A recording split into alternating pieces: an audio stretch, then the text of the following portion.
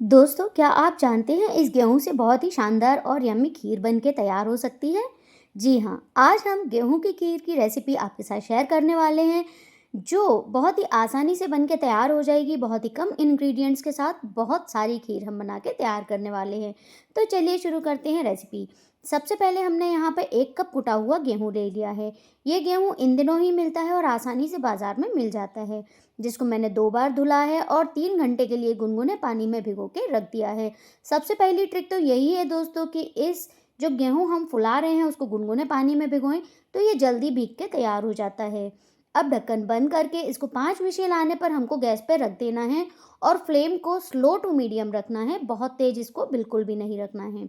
तो slow to medium flame पे ही हमको इसकी 5 सीटियां लगा लेनी है और उसके बाद जब कुकर अपने आप पूरा ठंडा हो जाएगा तभी ढक्कन को खोलेंगे।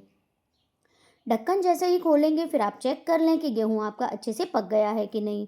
तो गेहूं का कलर चेंज हो गया है, गेहूं थोड़ा सा ट्रांसलूसेंट हो गया है, यानी गेहूं पक गया है।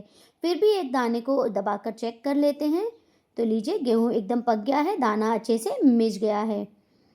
नीचे चेक कर लें कहीं गेहूं नीचे तली में लगा तो नहीं है। अब क्या करेंगे दोस्तों, अब इस गेहूं में से थोड़ा सा पार्ट निकाल के अलग रख लेंगे। ये बहुत ही खास ट्रिक होने वाली है दोस्तों। मेरी बहुत ही फेवरेट ट्रिक है, क्योंकि ये बहुत ही कम दूध से बहुत सारी खीर मैं बना के तैयार कर लेती हूँ, वो भी मलाईदार और रबड़ीदार। तो अब क्या करेंगे, अब ये जो खीर है इसमें हमें 1 लीटर दूध के करीब ऐड कर देना है। आप चाहें तो क्वांटिटी थोड़ी सी कम ज़्यादा भी कर सकते हैं, लेकिन ये क्वांटिटी एकदम पर्याप्त है। खीर में गेहूं को अच्छे मिक्स कर लेंगे ताकि गेहूं का जो क्लॉट है कोई भी रह ना जाए। फिर से गेहूं को कुकर को हमें गैस पे चढ़ा देना है और इसको चलाते हुए थोड़ा इसमें उबाल आ जाए इतना हमें हाई फ्लेम पे करना है, और उसके बाद फ्लेम को मीडियम टू लो कर देना है। जब तक खीर पक रही है हम थोड़ी सी तैयारी कर लेते हैं। तो जो गेहूं हमने अलग निकाल के रखे हैं उनको एक मिक्सर जार में डाल देंगे। गेहूं अभी बहुत गर्म है, इसके लिए आप चाहें तो ठंडा पानी या ठंडा दूध का इस्तेमाल कर सकते हैं। तो मैं करीब आधा कप पानी यहाँ पे डाल दे रही हूँ, और उसके बाद इन गेहूं को अच्छे से हमें पीस लेना है मिक्सर जार में। इनको बारीक पीस लें दोस्तों, कोई भी दिक्कत नहीं है, दरदरा रखने की कोई भी ज़रूरत नहीं है। तो ये लीजिए, बढ़िया से ये गेहूं पिस के तैयार हो गए हैं। अब ये बहुत खास ट्रिक है दोस्तों, जब भी मैं खीर बनाती हूँ थोड़े से गेहूँ उसमें पीस के डाल देती हूँ। अगर आप चावल की खीर बना रहे हैं तो थोड़े से चावल भी इसी तरह से पीस के डाल दें। इससे कम दूध में बहुत ही ज़्यादा मलाईदार रबड़ीदार खीर बन के तैयार हो जाएगी। जैसे ही हमने इसमें गेहूं का बैटर डाला दोस्तों, इसमें एक बहुत जल्दी गाढ़ापन आने लग गया है। अब थोड़ी सी और चीज़ों की ज़रूरत है, जिसमें मैंने 4 इलायची, थोड़े से ड्राई फ्रूट्स और लगभग 100 ग्राम गुड़ ले लिया है। गुड़ डालना वैसे तो इस खीर में ऑप्शनल है दोस्तों, लेकिन अगर आप गुड़ डालेंगे तो ये खीर आपकी 10 गुना ज़्यादा टेस्टी बनेगी। तो चलिए, सबसे पहले इलायची का पाउडर बना लेते हैं। अगर आपके पास रेडीमेड पाउडर है दोस्तों, आप वो भी इस्तेमाल कर सकते हैं, लेकिन जब फ्रेश इलायची का पाउडर डालते हैं तो इसका फ्लेवर बहुत ही शानदार आता है। इसीलिए मैं जब भी कोई मीठा बनाती हूँ इलायची को हमेशा कूट के तुरंत डालती हूँ। छिलकों को अलग कर लिया है और बीज अलग हो गए हैं। अब हमें क्या करना है, अब जो हमने ड्राई फ्रूट्स लिए हैं उनको भी हमें बारी बारी से कूट लेना है। तो सबसे पहले काजू के 2 पीस करके देख लें, कई बार काजू के बीच में कीड़े होते हैं दोस्तों, तो इसलिए इसको 2 पीस करके ज़रूर चेक करें। और फिर ये काजुओं को भी हम कूट के मोटे मोटे इसके टुकड़े करके तैयार कर लेंगे। वैसे आप ये वाला प्रोसेस चाकू से भी कर सकते हैं, लेकिन यकीन मानिए अगर आप इस तरह से करेंगे आपका काम बहुत जल्दी हो जाएगा। तो लीजिए, काजुओं को हमने यहाँ पे तोड़ लिया है। इसी तरीके से हमें बादाम को भी तोड़ के इसके भी टुकड़े कर लेने हैं। बहुत ज़्यादा ड्राई फ्रूट्स को पीसना नहीं है, जस्ट ये छोटे छोटे टुकड़ों में डिवाइड हो जाएं, इतना ही हमें इन्हें कूटना है। अब हमने यहाँ 4-5 पिस्ते भी लिए हैं, उनका भी हमें इसी तरीके से मोटा मोटा क्रश कर लेना है। साथ ही ये जो गुड़ हमने लिया है इसको भी चाकू से बारीक बारीक तोड़ लें। गुड़ को जब हम बारीक तोड़ते हैं बहुत ही जल्दी ये मेल्ट हो जाता है और खीर में अच्छे से कलर दे देता है। मैंने यहाँ लगभग 75 ग्राम को पूरा यूज़ कर लिया है, थोड़ा सा गुड़ मैंने बचा लिया है। तो लीजिए, सारे बारीक इंग्रेडिएंट हमारे तैयार हैं। इलायची भी पिस गई है, पिस्ते, काजू, बादाम और गुड़ सारी चीज़ें बारीक हमने कर ली हैं। अब चलते हैं खीर की तरफ। खीर अच्छे से उबल रही है दोस्तों, खीर में हल्का हल्का गाढ़ापन भी आ गया है।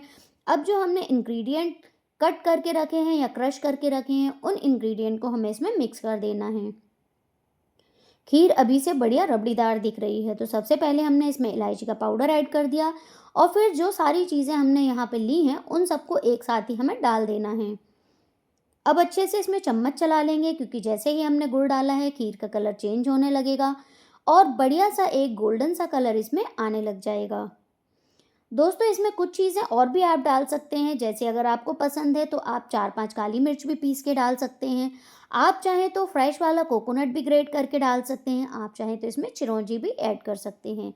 गुड़ मैंने इसमें ऐड कर दिया है, आधा कटोरी शक्कर भी इसमें ऐड कर देंगे।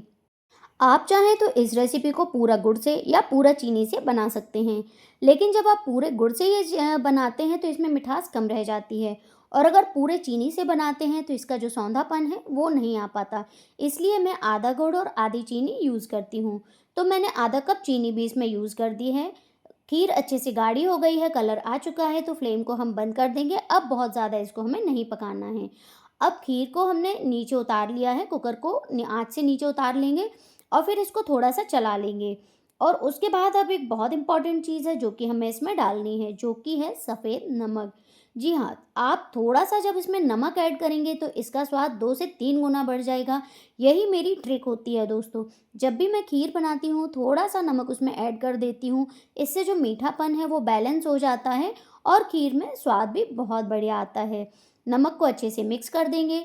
ये बहुत ख़ास ट्रिक होती है दोस्तों। जब भी खीर उबल रही हो, आप उबलती हुई खीर में कभी भी नमक ना डालें, हमेशा आँच से उतार के ही उसमें नमक डालें।